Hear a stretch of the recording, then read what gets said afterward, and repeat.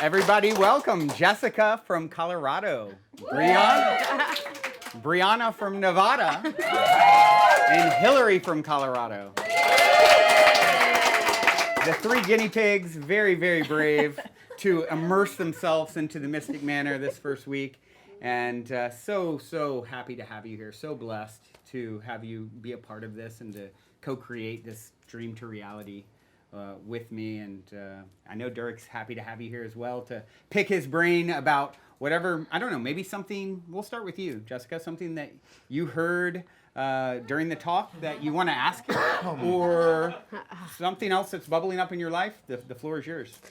I mean, surely I wanted to ask you like 50 different things, but as a special education teacher, as a white woman who works in urban public education, I wanted to ask you, what would you say to all the urban educators out there trying to make a difference, stuck in this like vortex of let's make everyone conform to our white ways, and it doesn't work, right? So I've practiced that, and I've been really lucky that I work in a school network that respects that. But what would you say to all the other people that don't feel that freedom to be themselves, and how would you talk to either the students or the people working with those students in the urban public schools today? Well, what I would say as far as the urban public schools is concerned is that we have to develop emotional intelligence, right? And that's really a strong, a facilitator for kids and for growth, both the education process and as well as working with anything that has to do with art, music,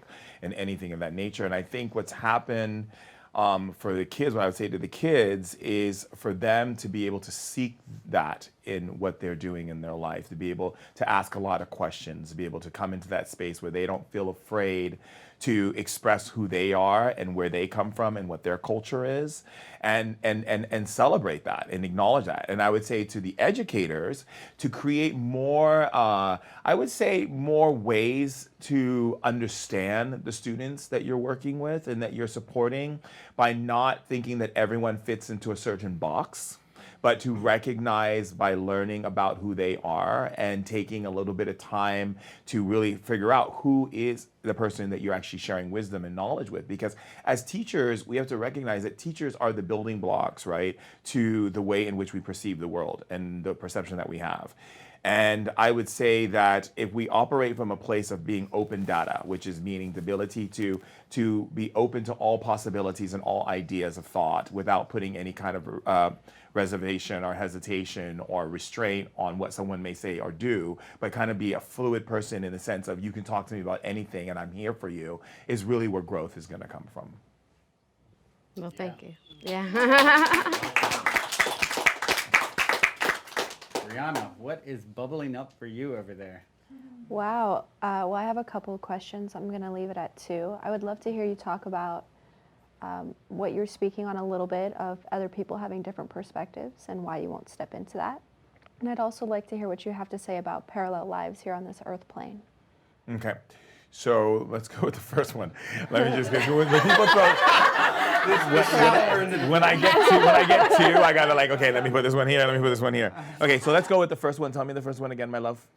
What you're talking about when you don't shift into other people's perspectives. Okay, so the thing is that every human being on planet Earth is perceiving the world from the way they ate the food, the people they grew up with, the social situation they were a part of, their cultural background, what they believe is right for them as far as moral or not moral, is all subjective to each person, right? So if I go around wanting to conform to reacting to people because someone says something to me, I have to take into one consideration that they may be living in a different dimension than me. Right? So an example of that is I could be standing at a bus stop. Let's say I was standing at a bus stop, and the guy next to me is living in a hell-like dimension. Okay? Everyone is attacking him all the time. That's how he sees his life. Everything he does goes wrong. Everything is not right. So if I say, I have this really amazing idea to create this business and whatever, what's going to come out of his mouth isn't going to be, oh, by the way, you're going to do amazing. It's going to be successful. All these people are going to be lining up. They're going to be totally involved and fully heart and soul in what you're doing. No, he's going to be like, Well, are you sure you want to do that? Like, it's going to be everything that's going to reflect what his world is. And that's why it's important for us to understand that if we go by engaging and jumping into other people's mud, instead of standing outside and observing them from a place of unconditional love, accepting them from unconditional love, which is, I accept and I love you, and however you want to show up. If you want to show up blue today, great. And you say blue is the amazing color, and tomorrow you say, I hate blue and I love yellow. Fantastic. I've developed this mindset called enjoying the masquerade, right? And at a masquerade ball, someone may show up and say, I'm going to dress like this, and I'm going to be like this, and this is who I am, and this is what I choose to be, and blah, blah, blah, blah, blah. And I'm going to love you unconditionally no matter what. Because for me to go and react to what they're saying or what they're doing and involve myself in that way is only going to set me back, because it doesn't allow me to recognize that. And the only way in which we can truly understand another person is to accept them without putting our preconceived ideas of what they should be and how they should show up and the expectations we place upon them. So that's the reason why I don't jump in. I just observe. I go, oh, okay, well, that's great, beautiful. Today you're an igloo. I love it. Tell me, where is it? Is it freezing in here? Like, what do we got to do? Because Get your igloo on. why not? I mean, why not? I mean. You know, I mean, you see it so much in kids. You see kids who'll say like, oh, you know, there's this guy. Like, I remember one time I was working with this kid in Turkey, and the kid kept saying like, yeah, there's this old woman who keeps coming in my room, and the dad and mom were like, oh God, the whole old woman thing again. And I said, and I, you know, when I went around the room and their kid was there on the couch, and I said, you know, tell me more about this old woman. Like, what is she wearing? And like, what does she say? And he told me all these things, which helped me to be able to support him. Or I had another girl in New York who was like, Mom, I smell fire in this house. I smell something burning. Something is burning. Something's burning.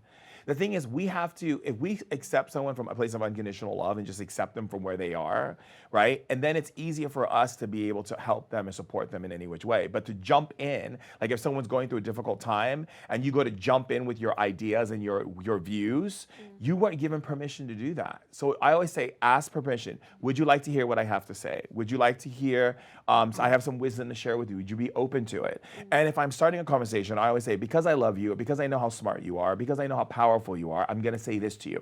But if someone says, hey, I don't need it, I don't force it. I just sit back and go, okay, they have their own intrinsic wisdom. They know what's right for them. But I'm not here to change them, rearrange them, or place any kind of idea or contract on them other than just love them unconditionally. Okay. Thank you. And then your second question. The second question, something I'm very interested in is these parallel lives on this earth plane where people are in different cities living the same lives with very small differences, and what you might have to say about that. Do you mean like people who are living in different types of countries in the world who have very small differences in that sense? Yeah, we can say based on a different countries. sociological level? Well, no. More like a soul family connection. Ah, gotcha. Okay. Yeah. So you have, okay, I got you. I know what you're saying now. Okay. So you have what are called signature codes, okay? Everyone in this room has a signature code. I have a signature code. Everyone has a signature code. Signature code means that which is your truest authentic nature, right? Who you are at the core level. Like for me, I can't go into a room and walk around the room and say hello to every single person. It doesn't work for me. I sit in the couch, I wait for people to come. As we have signature codes, we also have signature relationships as well too. Relationships that are bringing nothing but joy and harmony and happiness in our life, and there's really no conflict because there really doesn't need to be, because there's no need for power game. There's only need for lifting and shifting, right? Okay. So there are people in the world who you are part of that signature relation. But in order for you to connect with them, you have to come into your authenticity. And your authenticity is not for them, it's for you. Right? Because once you're authentic with a lot of times people say, oh, you have to be authentic, you have to be authentic. No, you have to be authentic to yourself. And through that authenticity from yourself, you're able to project a frequency that then opens up that doorway of consciousness that allows you both to connect. You're probably already connecting through many different levels that are happening through your dreams and through, words and visions that you're getting about each other. It's the same thing with my girlfriend. It's like I knew she was coming in my life, It's just I let it be. But I knew it was there. But I knew that in order for her to come in my life, I needed to do this here, not do that there. And so these people are parallel. They're living with you. You may share similar things with them. They're part of your soul grouping, right? And there are different people who soul group in that one connection. So for instance, like Brendan, for instance, we are part of a soul group. That's why we found each other. That's why I'm here right now, right? I wouldn't be here right now if I didn't feel that nature of spirit that says to me, yeah, whatever he asks of me, I'm going to do, you know? Right. But there are people in the world who will say something to me that I won't do. And I won't respond to because we're not a part of that energy. Doesn't mean I don't care about them, I don't love them. I just know that my signature has to be in flow, right? And some people's signature is that they don't jump into darkness. They don't go into the mud and deal with these deep, heavy issues. Their job is just to hold unicorn, starlight, fairy dust, and just dance around and smile and be like, yeah, you see what I'm holding for y'all? Right? And you know, and then there's some people who are like, I'm getting in there. I'm like, yeah, life is so hard, it's so hard, you know? And those people, you know, who are in that as well, that's what their signature is, so they can handle that, right? Right. So when you think about yourself in who you are, because I can just tell you right now, just I was reading some of your files. You have dream families that visit you in your dreams. And they've been coming to you since you were a child. Yeah. And they've been sending messages to you and telling you to go to different places in the world so that you can connect with them. Right. But there's been some resistance because of your relationship things that you've been holding on to that hasn't really allowed you to facilitate that level of freedom yet. You're almost there. But Right. it's a beautiful thing, you know? So there's this amazing shift that's been taking place in you in the past 6 months where you're starting to get more and more hits about it. And you're like, okay, I need to organize my life in this way. But really the funny thing about it is like what my grandmother is saying is that it's not about organizing your life. It's about subtracting from your life, right? Because Right. you have been built with this pattern because of your mom, or this whole idea is that I have to have structure, I have to have balance, I have to have structure, I have to have balance. Because for you, having that level of structure and balance makes you feel safe. But in order for you to connect with your true family, you're gonna have to get a little wild. Yeah. You know? The wildling is on the wildling. Sorry, like Game of Thrones thing. Yeah. The wildling is on the move. Okay. Pretty sure I saw a twerking video you posted once. Oh no. Just saying. I Brandon. mean, so maybe the wildling's already on the move. Well, it's this. It's both. It's the part of not losing control, and it's a part of being able to be safe. But Right. what you're learning in the past 2 years, which has been really amazing, by the way, and your guides and my ancestors, everyone's having this great celebration for you, is that you've come into this place where you've really been able to see things objectively, and instead of getting so upset about it and so like internal about it, Right. you've been more like, do I really need to be upset about that? Right. That is huge for you. Yeah. That's huge for you. He was talking about that, earlier with the first question, and what comes up for me is, it's all data. If you start looking at it as this is just feedback, Don Miguel Ruiz said nothing is personal, right? Right. One of the 4 agreements, and it's just a feedback. And when you start living your life from that perspective, as someone as fiery as I can be, it's been quite the journey for me to get to the point. Now, you have your moments where you fall off the wagon and you're reactive and shaking your fist like they did me wrong or whatever the story may be. But when you start making that transition to understanding, it's just all feedback. It's telling you what you need to know to do whatever you want to do next. So especially in like a relationship dynamic, that sort of thing, right? It's like, oh, okay, I'm exploring this potential relationship. Oh, here's feedback. This is showing me whether or not, as he was talking about it being a fit, like, is it a fit for my signature? It's not right or wrong. It's just, it's why am I going to get mad at the dog for barking in the middle of the show or peeing on the carpet or whatever it does? It's doing whatever it does. It's feedback. Right. And as you start to sort of make that transition, we save so much energy that we give, reacting to these things that are just natural for the people. Everyone's acting rational based off their view of the world, right? Right. And just to add to that too, you're also a telepathic empath. So let me explain to you what that means. So different types of empaths, right? There's dysfunctional and functional empaths, and then there's empaths that are visionaries, but you're a telepathic empath. That means that you pick up on frequencies from other people's thoughts, and then you start vicariously living through those thoughts through their life, and you think it's and you're wondering like, what is this thing? Is this something I should be worried about? What is this? And so that gives you the ability, one, to see when people can die, as one, which has also been one of your fears.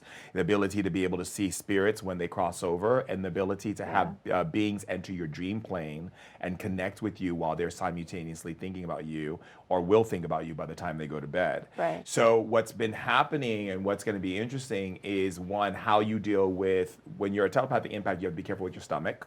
Yeah. Okay, because your stomach's going to always be the thing that has the problem when you're not flowing in energy. And I'm going to explain to you what that means shamanically. That means that for a telepathic empath, you need to be around fire.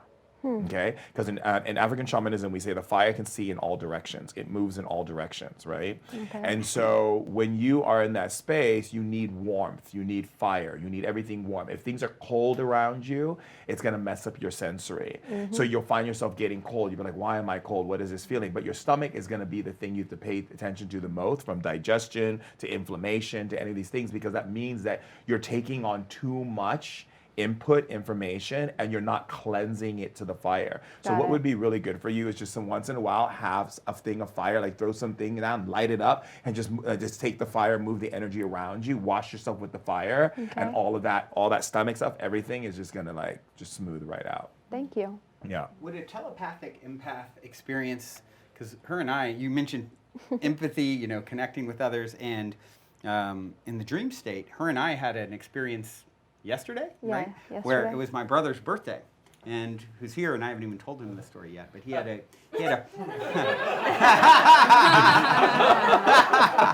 and he had a partner that passed under tragic circumstances years ago.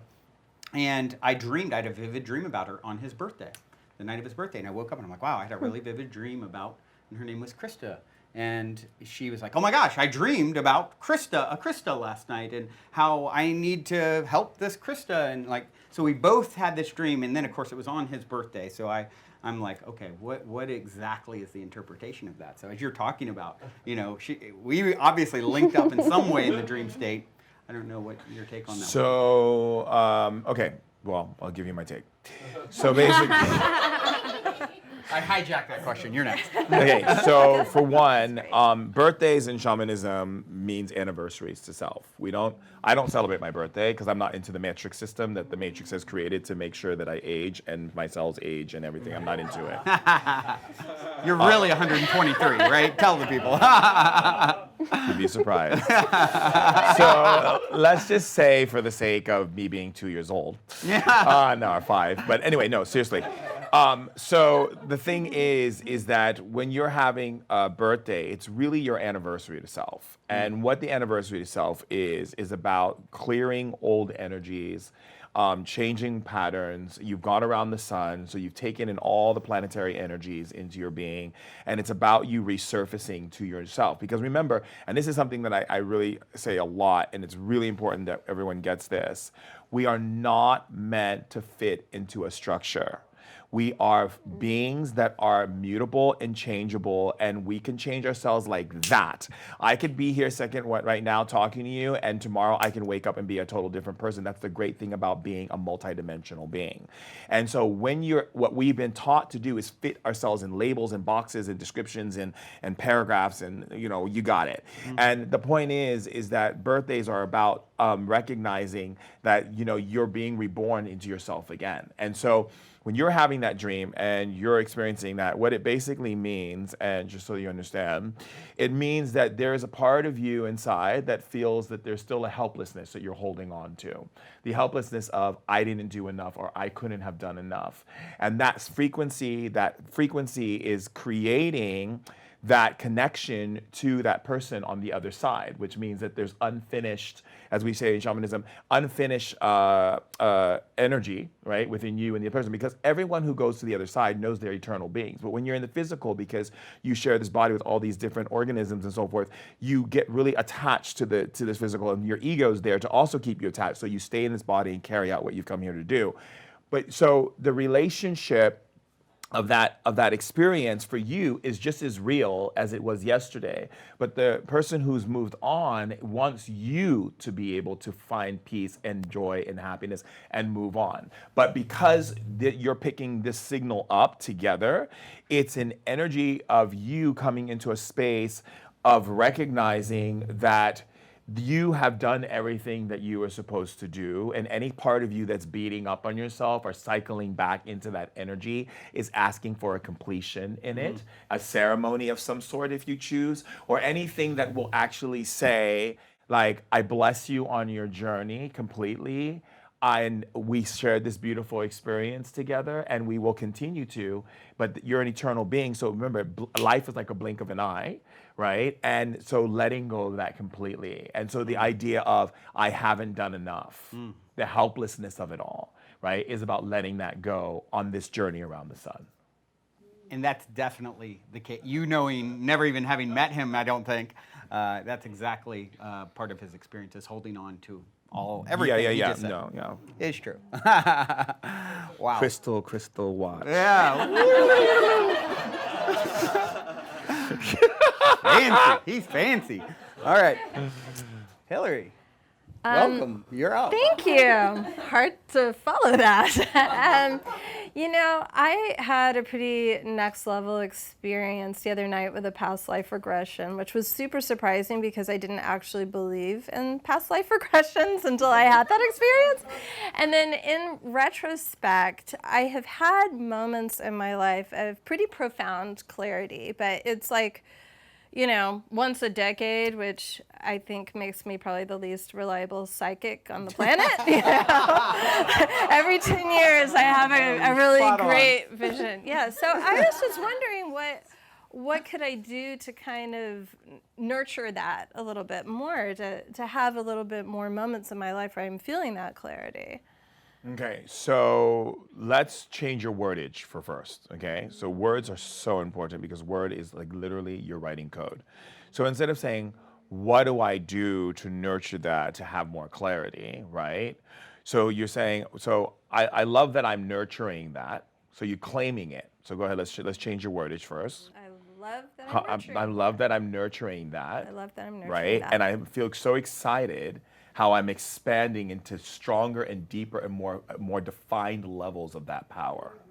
Okay. Right? Because the thing is that as human beings keep pushing everything outside of themselves as if it's this thing that's outside of them, right? So actually, let me just ask your team what exactly it is that needs to be nurtured. Okay, go ahead. I see. And so you're saying as far as art is concerned, right? And you're saying in order for her to be in that flow, she needs to maintain in that art space. So what is that? What else is missing that you feel that she could bring in? Does any of you want to chime in? Okay, so you're saying her father. Okay, and you're saying so letting go of that. What exactly does that mean? Like the accolades or the acknowledgement of within herself, right? Looking for the validation. I get it. I see. So you're saying if she's looking for the validation, then it's limiting her because in that moment she's actually depleting herself from seeing it within herself. Got it. And then you're saying for her to be in art, which is keeping the flow of energy moving through her, allows her to be able to be an open channel. So what powers does she have? Okay, so you have the ability of insight. You can see when something's out of balance. Okay, what else does she have? Okay, so you're saying she has the ability from another lifetime, like you're talking like nunnery? Are you talking nunnery from another lifetime? I see. And so you're saying the healing ability to tend to take care of, to nurse back into health, to bring back into rejuvenation, and all these things like that. Okay, got it. What else? She's psychic, okay. And tell me more about her psychic ability. What type of psychic is she? She can sense other people's pain, and she can also sense what's missing, and she can put the pieces together of the different things that they need to do in order to make changes in their life. So you're saying that she has ability to see hidden keys. Okay, got it. And where is she storing this in her body? Upper shoulder. Okay, what side? Left side. And where else is it? Middle of her back, lower hip, which has been causing a problem for her, needing to fix that transition. What's the transition exactly? Loss. Interesting. So you're saying loss is the transition. So the idea of losing that which she loves so much. I see. And what is the correction? Be in nature. What aspect of nature does she require? The ocean, the water. I see. And if she's not in that natural environment, what happens to her emotionally? She goes into melancholy, certain places where she gets stuck, starts following routines, and doesn't get into that deeper space within herself. Important for her to be by the water, important for her to do art, important for her to recognize, to let go of the idea of loss and know that there is a passage for everyone and everyone has their journey, and not all people need to stay on earth, and they're okay to leave when they want to, and we shouldn't be upset at them for choosing to leave. Okay, got it. And you said holding the frequency in her body. Why is she holding it? Can you show it to me?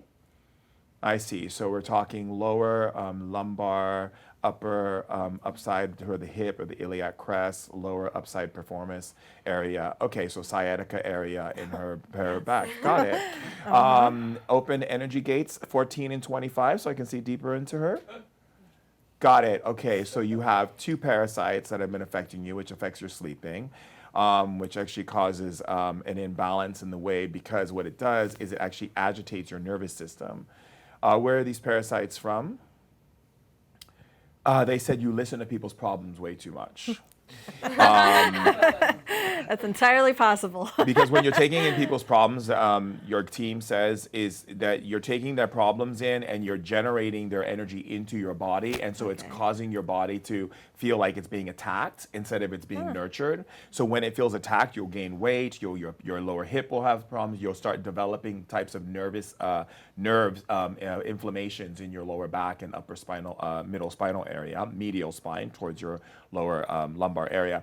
And also letting go of realizing that everyone has their journey, right? And being okay with that, and not getting to the point of why do the people have to leave? Why is there loss? Why do we have to, like, clearing that out of you emotionally. Getting into art, really important, the spirit says, because art helps you flow, it helps move you, and you need to be by water. You need to be by water because the movement of water, the sound of water allows the little girl to come out, and the little girl feels excited, and that's when your goddess energy comes out, and that's when you start feeling, oh, I want to nurture myself more, I want to do this, and you stop taking other people's stuff in. Let me just talk to the fairy realm for a second. Fairies of the fairy realm, Lady Polyphelina, head council of the fairies. What stone do you recommend for her in her highest order? Labradorite stone is going to be good for you. Go ahead. Moonstone is going to be good for you. Paradite is going to be good for you.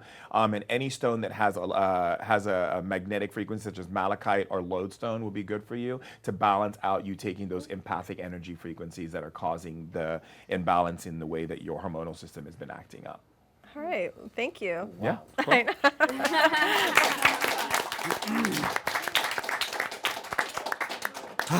Durek, this has been absolutely amazing. Everything I'd hoped it could be. You are such a gift, my friend.